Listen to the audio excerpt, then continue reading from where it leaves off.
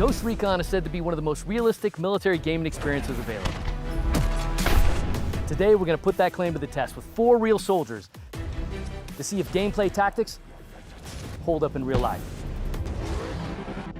This is the 511 Ghost Recon Breakpoint Challenge.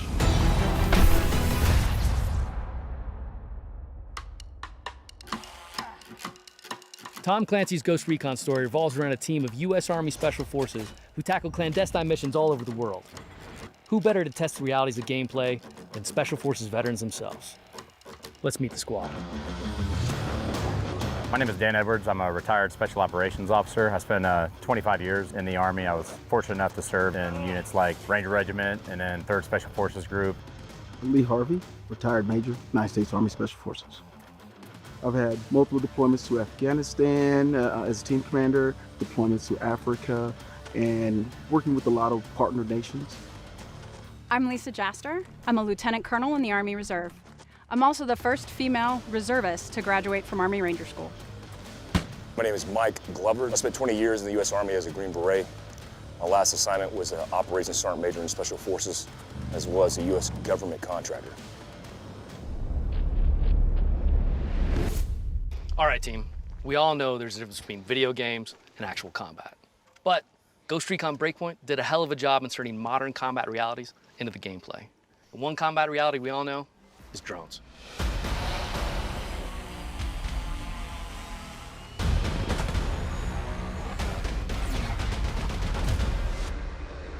In the game, drones are a constant threat, which must be eliminated. Here in the launch trailer, we see our Ghost being pursued by a fleet of drones while they fight them off with small arms fire. Our challenge simulates that threat, and your mission is to eliminate a pursuing drone from a moving vehicle, and not just any vehicle. This is the Skyrunner, the latest all-terrain vehicle currently being fielded around the globe. So who's first? I got this. Not many things more difficult than shooting a moving object out of the air with a single projectile weapon, especially if it's a pistol. So why don't we add a carbine? Too easy. Let's do this. Good luck.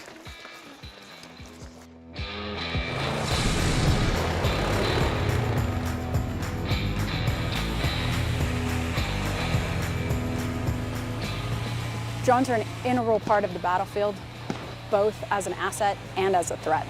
They can be used by the enemy to harass, to recon and surveil. I mean, if you just decide to put a payload on it and just fly it right into a vehicle. To take a moving target that's hovering, that's unpredictable, moving in airspace where you have to change your elevation, you have to change your point of aim, which affects obviously your point of impact, it's the most difficult thing to do in combat. We use a lot of tools to counter this threat, but a handgun certainly wouldn't be my first choice. It's a very challenging feat, if you can pull it off.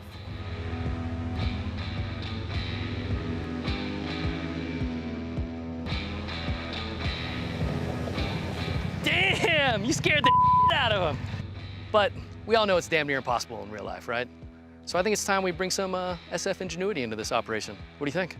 If I had to shoot a drone from a moving vehicle, and I had my choice of weapon, I'd be riding shotgun. Are you boys ready? Yep. Ready.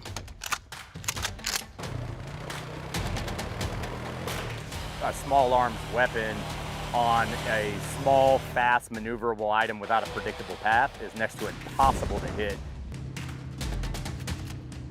There's different versions of new technology, emerging technology that are interdicting drones. A lot of it is classified.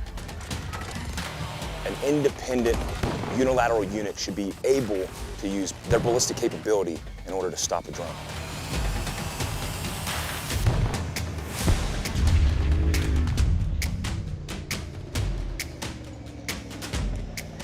That's what I'm talking about. Yeah. It can be done. You just need the right tool for the job. That's right. Right on. Good work, fellas. Let's get set up for the next one.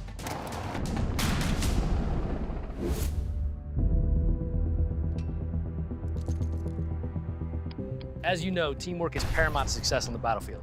Same goes for Ghost Recon Breakpoint. And the ultimate expression of team tactics is the sink shot. Here, you and your teammates can take 4 enemies simultaneously off the board, gaining immediate upper hand in engagement. The key, of course, is timing. Downrange, we have 4 reactive targets. With our high-speed cameras, we're gonna find out just how precisely you can eliminate all 4. You ready? Let's do it.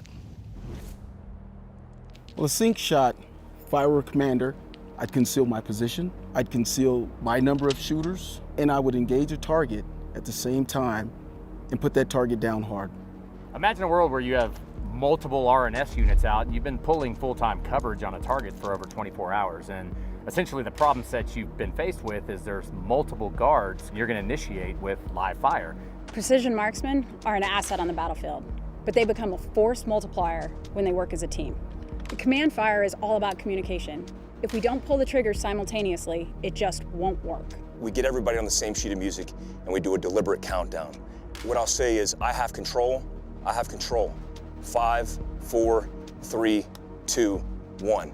On the T of 2, we'll execute the shots, and typically the breach goes at 1. So essentially the enemy has no idea that they've actually been enveloped and they are about to get assaulted. All they hear is one shot. However, you've actually reduced all sentries on target. All right, guys, I have control. I have control. 5, 4, 3, 2, 1. Yeah. 4.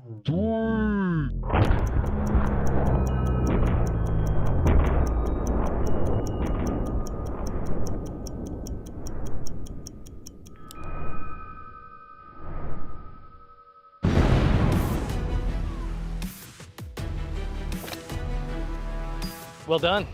Hey, what the hell was in those barrels? It's 55 gallons of pure freedom. It was a great shot, very well synchronized. What do you think, Mike? 0.25 break? I'm not surprised, this is what we do, so. But don't worry, we have some stuff that's gonna be a little more challenging for you. Let's go check it out.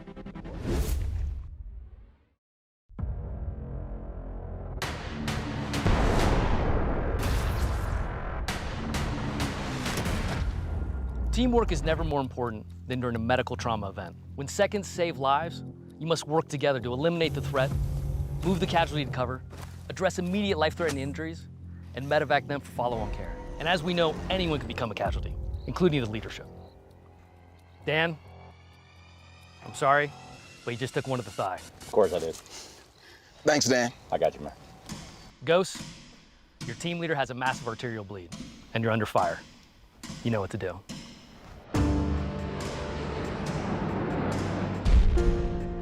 What is a breakpoint, right? Whether you call it breakpoint, whether you call it abort criteria, at some point in combat operations, every small unit reaches their breakpoint. Contact front! You good? Yeah. Come here, gun. Left leg, left leg. Prior to any deployment, or any mission even within a deployment, one of the last things you review is first aid and first aid training. And the reason why is that could be a lifesaver for you or another man on your team. You make that call. You can make that call because at the end of the day, this is the guy you came with, this is the guy you want to leave with. Come on, let's give me up.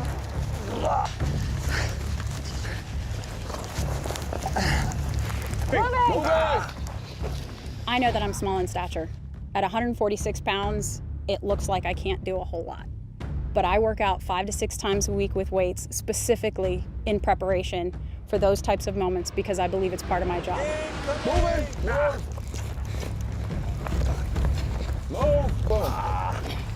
You know, you have to get that individual ready to move. Again, you want to ensure that if they're conscious, that they remain in the fight, keep their weapon at the ready, because in a twist of fate, they've essentially become your local security as you are medevacing them off the battlefield. Picking up the 12! Top 6!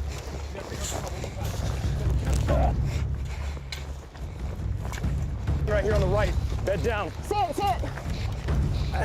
Going down. Get your hand. Thanks. Tourniquet! I got you. Swap me out. All right, here, ready.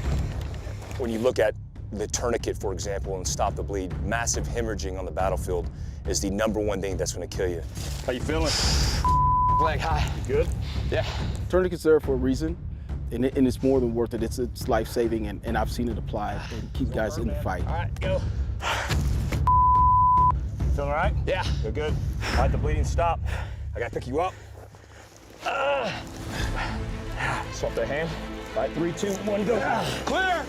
All right, moving, let's move. Moving. Everything that happens on the battlefield is measured in seconds, especially a casualty. And so to be able to have a quick reaction force to respond, immediately take control of the casualty and evacuate them is the benefit of life-saving care that's needed.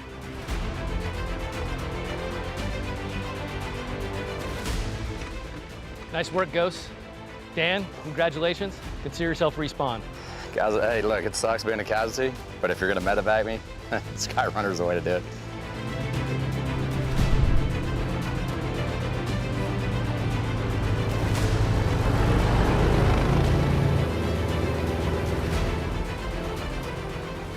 As you can see, everything we did today simulates not just gameplay, but modern combat realities. And that's what truly separates Ghost Recon BREAKPOINT from the rest of the pack. Congratulations. You just completed the 511 Ghost Recon BREAKPOINT Challenge. I'm very particular about video games and the way they portray special operations and the tactics, techniques, and procedures that are used in the battlefield. Between drones, casualty evacuation, treating people on the battlefield, there's a lot of technical details they paid attention to, and that's so important and usually is glossed over in many video games. Bottom line is these are real-world things that operators face. The game continues to evolve with essentially what happens in combat operations. It's refreshing to see the video game industry including the realities of combat. It's important to show it's not just running and gunning. If it has that many realistic scenarios, based on my experiences, I can see why they would call it one of the most authentic games on the market.